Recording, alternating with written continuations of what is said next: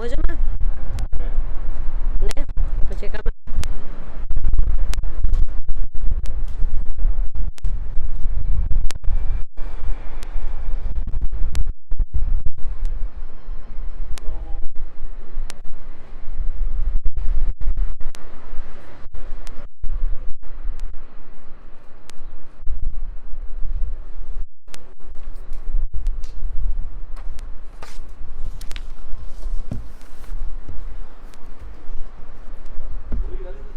Доста пожеле. Маската, ръцете.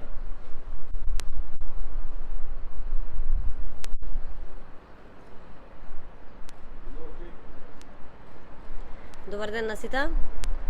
Ќе бидам кратка.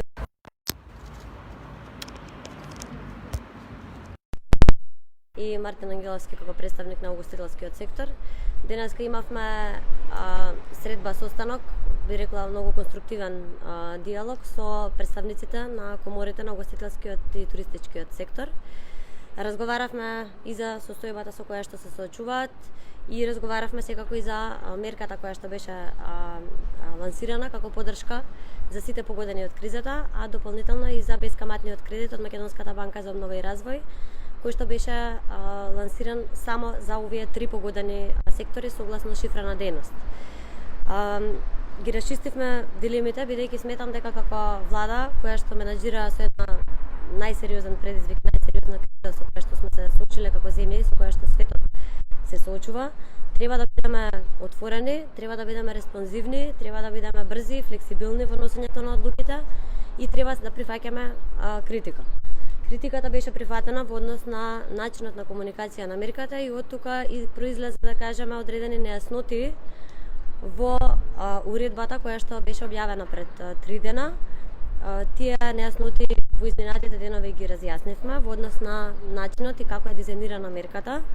Исто така, дополнителните критики во однос на тоа дека малите и микрокомпании не можат да ја користат мерката, бидејќи најчесто управителот и сопственикот се вработени лица, ако се работи за мала компанија, беше прифатена и во текот на вчерашната седница беше направена измена на уредбата со цел олеснување на условите, односно тргнување на овој услов. Дополнително покрај овој услов беше променет и условот за задржување на бројот на вработени лица 2 месеци по користење на мерката наместо 4, односно наместо до септември. Сега е да се задржат истиот број на вработени до месец јули, бидејќи сепак мора да има заштитни механизми, се работи за мерка која што е во обем од околу 100 до 120 милиони евра, која што ќе опфати 250.000 вработени со цел да ги задржат работните места и за која што треба да има заштитни механизми. Дополнителна дилема која што беше, а ја расчистивме, е околу тоа за кои работници може да се користи оваа мерка. Мерката може да се користи од страна на секоја компанија која што има пат од повеќе од 30% на приходите за сите работници кои што имаат плата до 39.900 денари, односно кои што немаат над 40.000 денари нето плата и кои што користат конкретно активни ослободувања од придонеси и персонален данок во превод, бидејќи ова е сепак уредба во која што работите се кажуваат на законски начин, се допрецизираме и кажуваме за кои се несуваат старт и така се насуваше меѓутоа настана комуникацијска конфузија и какафонија во однос на тоа, дека се работи за оние работодавачи кои што за своји работници користат активно ослободување од придонеси социјална по однос на мерките од проектот Македонија вработува 1 и 2. Не се работи за мерката за покачување на платите, која што беше лансирана минатата година, со која што 150.000 работници имаат покачени плати благодарение на таа мерка, и доколку компанијата ја користела таа мерка за своји вработени и ја зголемила платата, тоа не ја исклучува да ја користи во исто време и оваа мерка. За да објасниме пластично, ако некоја компанија исплаќала плата 16.000 и сега зголемила на платата на 18.000 денари и искористува ослободување на придонесите на оние 2.000 денари, компанијата, ако не ја намали платата, секако си течат, си ја добива субвенцијата на придонесите и при аплицирањето ќе може да стиклира дека ги користи во исто време двете мерки. Доколку ја намали платата на работникот, таа субвенција секако не ги тече, а може да ја користи оваа мерка од финансиска поддршка во висина од 14.500 денари по вработен. Значи мерката е навистина дизајнирана на начин за да биде многу лесна за користење, ако ви кажуваме дека естимациите се дека ќе ја користат 200 до 250.000 вработени, јасна е намерата дека била да се димензионира мерка која што ќе биде лесна за користење, а не мерка која што ќе помогне да се заштити ликвидноста, да се заштитат работните места и тоа е една од мерките. Дополнително ќе ви кажала дека Македонската банка за обнова наскоро ќе ја пушти втората кредитна линија во износ од 8 милиони евра, кои што условите за аплицирање ќе бидат земени предвид и оние критики за тоа дека потврдата за платени давачки во управата за јавни приходи им одземаше одредена ресурси и предизвикуваше административен товар, сега тоа исто така е земено предвид и ќе биде во следната линија елиминирано, односно да може Македонската банка за обнова и развој да ги вади овие документи и дополнително износот на кредитите ќе изнесува до 90.000 евра согласно бројот на вработени. Истата ќе биде отворена за трите погодени сектори, меѓутоа и за сите други погодени сектори со слични услови на димензионирање на погоденост како што се моменталните мерки. За сега би застанала да дадам збори на министерот и на представникот на угостителскиот сектор, па потоа прашања се може. Добар ден на сите. Како што каже министерката за финансии, значи денеска имавме многу конструктивен состанок со представниците на угостителскиот сектор, но не само, и со хотелерите во склоп на стопанските комори во Северна Македонија.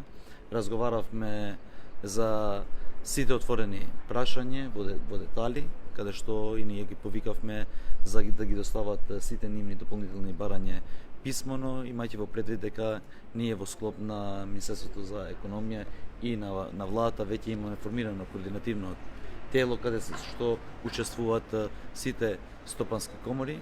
Ги известивме заедно со Министерката за финансии дека веќе сме определиле средства што се однесува до фондот за туризам, кој ќе почне со функција откако ќе почне и моментот на рековери, посебно ќе биде насочен на туристичкиот сектор, каде што влегува и угостителството.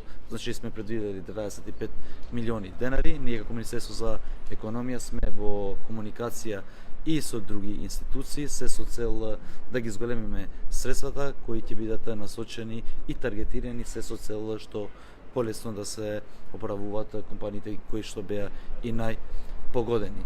Значи се договаравме до понеделник да достават конкретни предлози на начинот како да се креираат мерките и програмата како да се крои што се однесува до фондот за туризам, а во вторник веќе ќе имаме закажано значи состанок каде што ќе ги разговараме сите тие предлози и откако ќе бидат испеглани сите предлози од страна на сите затегнати страни, секако ќе излеземе и ќе ги информираме и јавноста, но и современо и сите субјекти кои се во овој сектор. Благодарам. Само и на албански ако може. Тендеруар префајцуеста медијаве, сот се башкаме министр на финансаве Zonja Angelovska, kishim mundësi që për të disa të herë të kemi takime me sektorin e gastronomisë, sektorin e hotelerisë, në kuadër të odave ekonomike këtu, të cilat funksionojnë në Maqedoninë e Veriut. Ishte një takim shumë konstruktiv, një takim ku në mënyrë detale i njoftuam sa i përket dekreteve me fuqi ligjore të cilat ne si qeveri më vetëm se i kemi miratuar, rreth masave të cilat më vetëm se janë në realizim e sipër, për njëkohësisht edhe është ndarë buxheti me riprogramimin e fundit të cilin gjatë seancës së djeshme e miratuam në qeveri. Njëkohësisht biseduam edhe për hapat të cilat do t'i ndërmarrim gjatë kohës që vijon, marr parasysh që do të kemi edhe fazën e rimëkëmbjes së ekonomisë, e në veçanti të sektoreve të cilat kanë të bëjnë me hotelerinë dhe me gastronominë në përgjithësi, si sektore të cilat edhe më së shumti janë goditur nga kriza, por njëkohësisht edhe me masa direkte dhe vendime direkte nga ana e qeverisë. Ne vetëm se kemi miratuar mbi 95 milion denar në fondin për turizëm, një fond të cilën javën e ardhshme së bashku me odat ekonomike, me përfaqësuesit e sektorit të gastronomisë dhe turizmit, do t'i krijojmë programet në mënyrë detajore me vetëm qëllim që sa më shpejt t'u dalim në ndihmë pikërisht këtyre subjekteve të cilat edhe janë të goditura edhe me vendim të qeverisë, por njëkohësisht janë të goditura edhe nga kriza globale e cila vjen nga pandemia COVID-19. Ministria e Ekonomisë mbetet e hapur që në mënyrë transparente, në debat të hapur, pra bisedojmë të gjitha kërkesave të cilat mund të dalin nga odat ekonomike, ashtu i vepruar në të kaluarën, ashtu do të veprojmë edhe në të ardhmen, me të vetmi qëllim që pikërisht të ruajmë vendet e punës në Maqedoninë e Veriut dhe gjithë së bashku të ndikojmë që sa më shpejt ta tejkalojmë këtë krizë shëndetësore, por me siguri edhe ekonomike. Ju faleminderit. Добар ден на сите. Значи, денес имавме еден конструктивен состанок со позитивен диалог. Беше разговарано за сите нови мерки и беше разговарано за оние предлози кои што ние ги имаме и сакаме да ги доставиме. Значи во делот за новите мерки, односно уредби кои што ги донесе владата, покажа позитивен чекор за разбирање за некои од работите кои што ние ги укажувавме и е добар почеток да се надеваме дека така ќе продолжи со работата и понатаму. Можам да кажам дека ни фалеше ваков конструктивен диалог. Ќе се потрудиме нашите мерки да ги пренесеме најдобро што можеме и пред се исто така сакам да нагласам дека на прво место во сите мерки кои што разговара угостителскиот сектор со владата, приматот го ставаме на она како да ги задржиме нашите вработени и како да успееме да добиеме највеќе средства за нив. Значи, ние гледаме да направиме се што можеме како угостители за целиот овој процес да оди во позитивен правец. Секако дека има уште многу работи кои што треба да се договорат, меѓутоа да се надеваме, како што кажав, дека ова ќе биде еден добар позитивен тренд. Бидејќи сте тука на говорницата, кажете ни изјавите долго треба рече еден час. Што прифаќаат, а што не прифаќаат властите? Сигурно имало диалог. Значи, сега изнесовме мерки, во моментов не можат они да прифатат ништо, ни беа соопштени новите мерки, ни беа објаснети, значи треба уште еднаш ние да седнеме да ги изанализираме измените во уредбите, пошто сепак излегоа денеска. Нашите предлози беа соопштени, значи дел од тие предлози прво треба она што треба да се направи, побаравме толкување од Министерството за финансии за повикувањето на законот во моментот за виша сила. Значи мораме да добиеме толкување на тој закон за да се знае како да се постапи. Понатаму дадовме предлози во правец на тоа на нашите примарни барања, значи да се добие минимална бруто плата за вработените, значи во секторот наш кој што е затворен, кој што е погоден и уште неколку други мерки кои што во интерес на времето, значи ќе оставиме пошто и секако треба во наредната недела, понеделник, вторник да ги доставиме, мислам дека ќе имаме и можност да ги соопштиме сите мерки кои што ќе ги доставиме.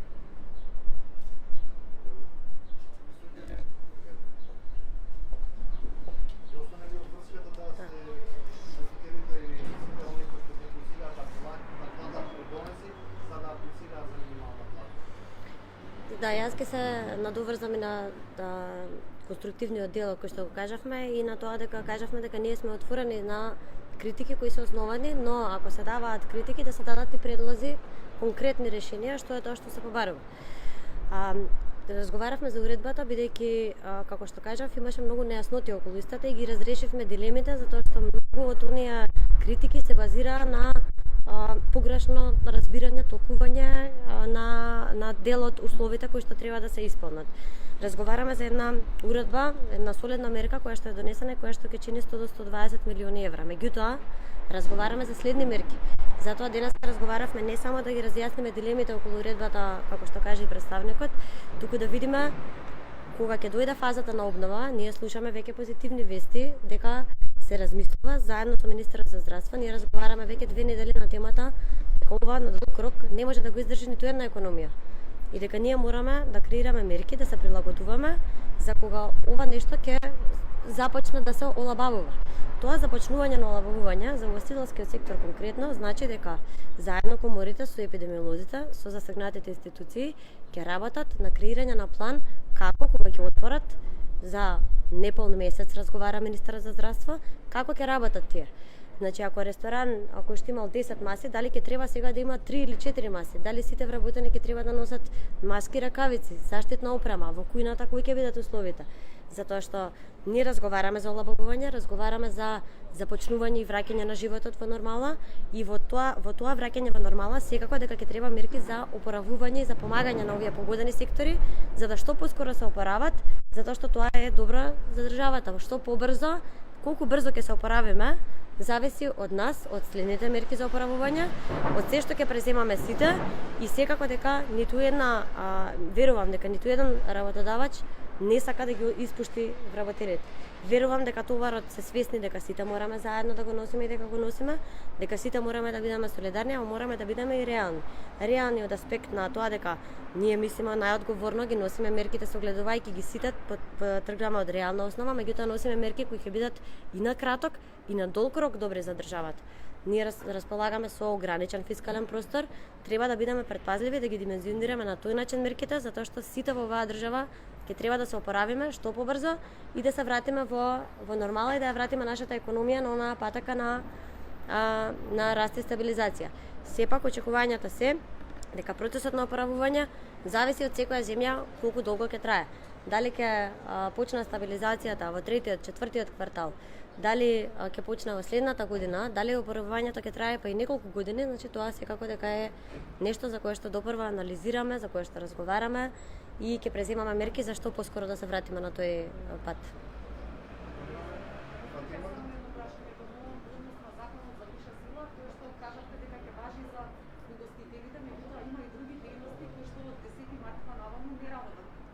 Мали трговци, да речем бутици, има такси, превозници кои што од 10 март понаваму ниедна фискална сметка немаат искуцено бидејќи не работат, се плашат за својата безбедност. Дали тие ќе можат по овој закон да платат? Значи,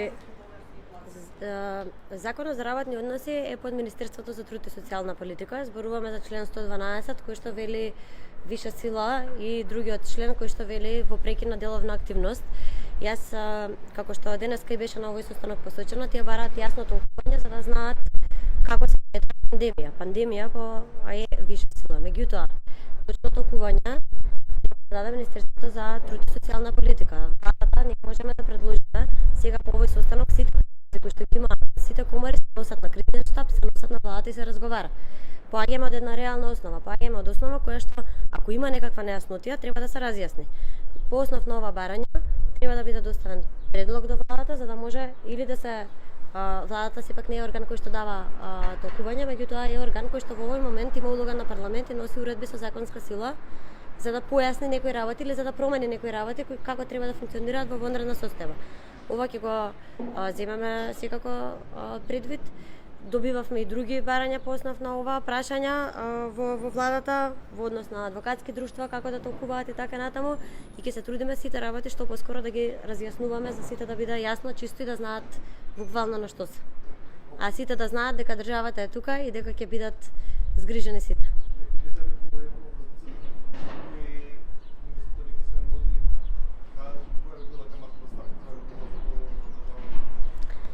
Видете, знаете дека пазарите на капитал се сега во овој период ранливи, меѓутоа се очекува да започне стабилизацијата наскоро.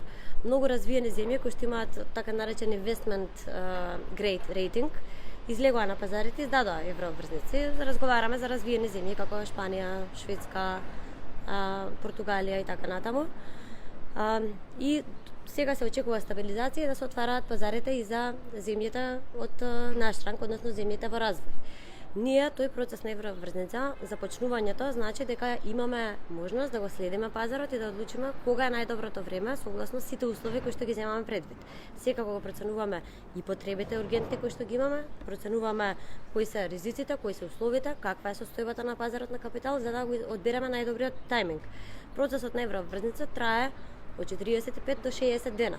Во овој период тоа значи дека ние само сме го започнале процесот на подготовка, што сметам дека е одговорност сите возможни сценарии кои што ни стојат на маса да ги започнеме и да работиме на сите, за да не бидеме чекор назад, туку да бидеме чекор напред. Инаку знаете дека меѓународните институции и развојните банки ни стојат на располагање, дека веќе очекуваме Меѓународниот монетарен фонд да ги одобри оние средства кои што ги разговаравме, 176 милиони евра, дупло од она што иницијално беше побарано и планирано и очекувано. Разговараме за новиот инструмент на Европската унија кој што е така наречен за макрофинансиска стабилност, кој што е отворен за земјите кои што го користат овој инструмент на Меѓународниот монетарен фонд. Разговараме за поддршка од Светската банка од над 100 милиони евра. Значи сите работи ги имаме под контрола, се обидуваме фокусот е ставен да обезбедиме што поскоро средства и ликвидност, за да што поскоро постојано обновуваме и даваме поддршка и мерки преземаме кои што ќе бидат потребни во дадениот момент. Не можеме да разговараме сега за каматната стапка, бидејќи пазарот е навистина, ако погледнете, вакво нешто во историјата на пазарот на капитал не се видело, за да предвидуваме. Не би сакала да калкулирам со конкретни бројки во однос на каматната стапка. Ако ги погледнете евроврзниците кои што се нас претходно издадени, ако ги погледнеме како се движат приносите, значи како се движи, не би рекла дека е во една лоша позиција денеска, меѓутоа очекуваме таа позиција да биде подобра за кратко време, односно последниот месец како што се очекува бил за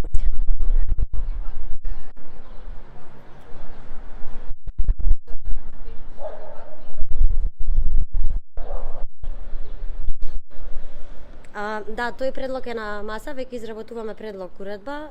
Владата е колективен орган кој што носи одлуки, знаете дека сите предлози кои што потекнуваат се сега кој јас кажувам од наш аспект на реална основа и како што сметаме дека е прифатливо и како што сметаме дека треба, согласно земајќи предвид и пресметки и фискални импликации, предлогот беше за 2 денари да се зголеми акцизата на нафтата. Заедно со Царинската управа работиме конкретно на предлогот и наскоро ќе излеземе со точна информација, меѓутоа би не стојувале да го прифатиме предлогот произлезен од Стопанската комора, бидејќи сметаме дека има оправданост во едни вакви услови кога има голем пад на цените на нафтата, меѓутоа секако и кога има и намалена побарувачка и истата во моментот криза не е потикната од тие сектори, не е потикната од економски шок, потикната е здравствен шок кој што се одразува заради преземањето на мерките на секоја држава да го заштити здравјето на граѓаните.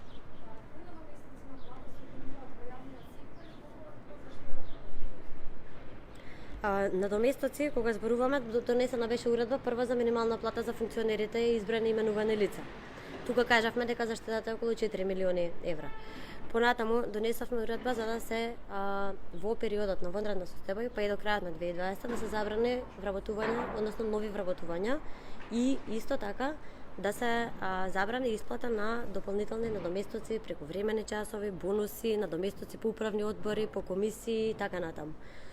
Проценката на средствата во овој момент јас точно за сите институции не можам да ја кажам, затоа што секоја институција од сите над 120 буџетски корисници треба внатрешно да ја направат својата калкулација и да испратат, бидејќи преку трезорот тие ги праќаат своите плати. Во тој целиот збирен износ на плати од истата ставка можеби исплаќаат, некој исплаќа ставка за дополнителни надоместеци и дневници, од таа конкретно од истата ставка плати. Што значи дека овие мерки кои што се преземаат треба да знаеме дека не се секогаш само за да донесат 1 милион, 2 милиони или 3 милиони евра. Се преземаат затоа што така е коректно, затоа што така е исправно, затоа што сме во криза и затоа што треба да тргнеме и од нас и да ги покажеме активностите. Ако во овој момент на криза имаме голем дел од администрацијата која што се ротира преку еден ден или не работи, исплаќање на дополнителни надоместоци за комисии и додатоци, сметаме дека е некоректно да се прави и затоа е донесена таа одлука. Извината? Ќе ви дадеме точна бројка на писмено, не се работи за големи заштити, Министерството за финансии не исплаќа големи надоместоци и бонуси, така да не е голема бројката на заштита од Министерството за финансии.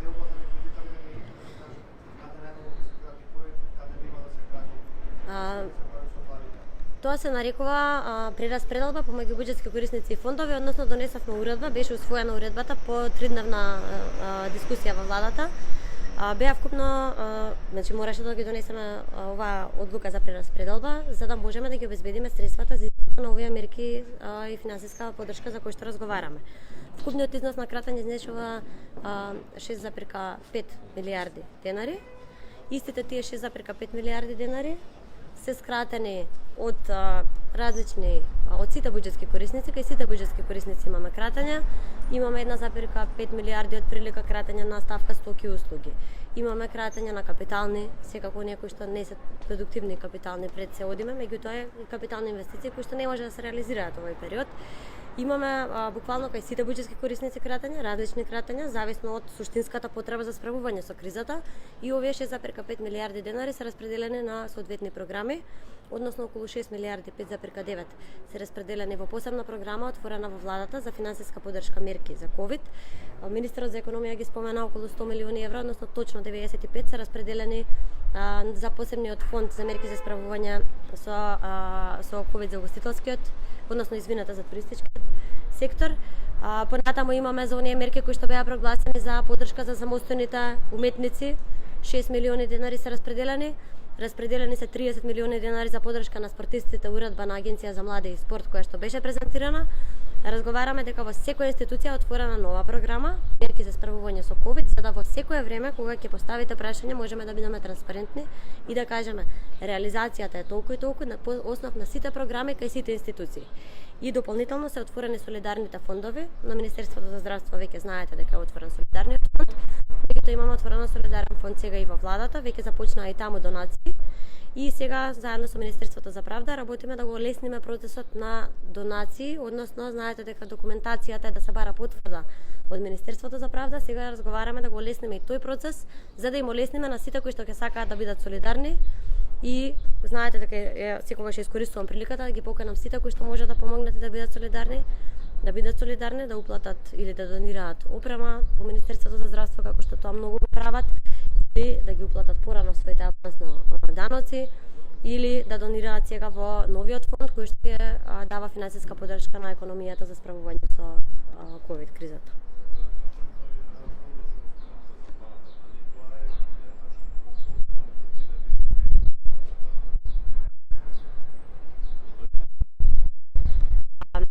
Фондот е повик до сите кои што можат, до сите кои што се чувствуваат повикани на солидарност и можат да помогнат.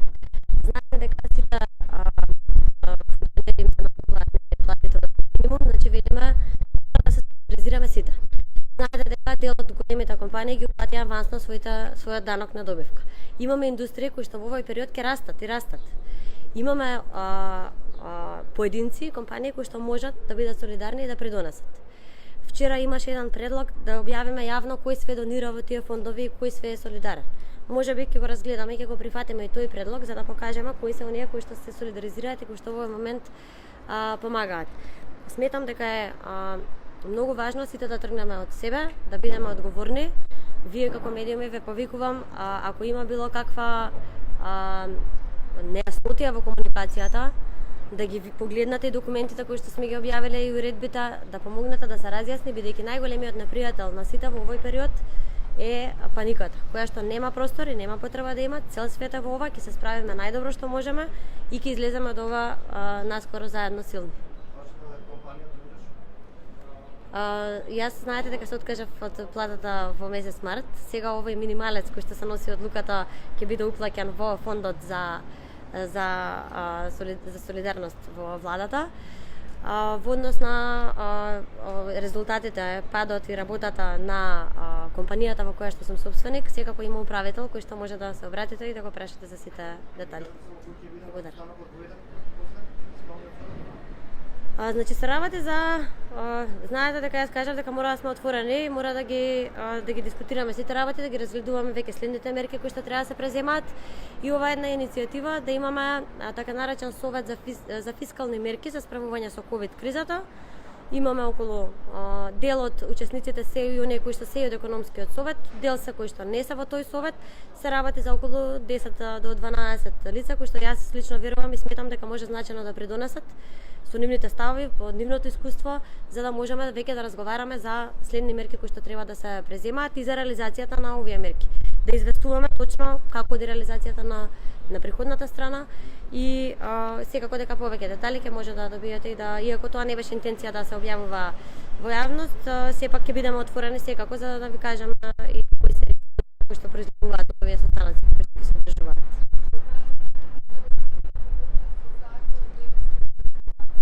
Секако дека сме били и дека контактираме и комуницираме со председателот на Социјалдемократскиот сојуз. Значи, прва, самоизолацијата трае 14 дена, второ, резултатите на председателот на партијата, јас, ако вие знаете, сега додека разговараме, не се дали се излезани, во меѓувреме јас не знам дека резултатите се излезани.